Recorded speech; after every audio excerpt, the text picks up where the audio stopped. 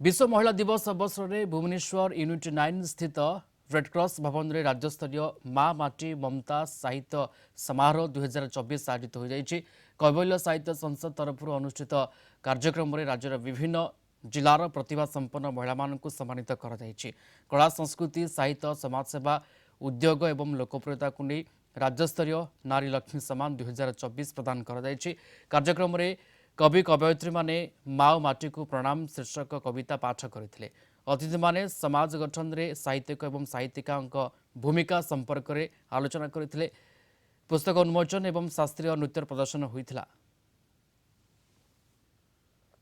अत्यंत आनंदित कैवल्य साहित्य संसद राज्यस्तरीय माँ माटी ममता लोक साहित्य समारोह आम पालन करुछु एवं ओडिशा रे आमे पाखापाखि आज 10,000 जन को संबर्धना प्रदान करूँ बोली से उत्सव पालन करुछु।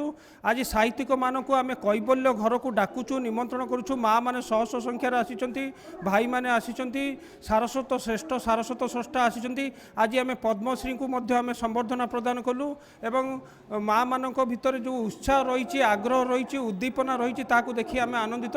साहित्यर यह हूँ सुवर्ण जुग।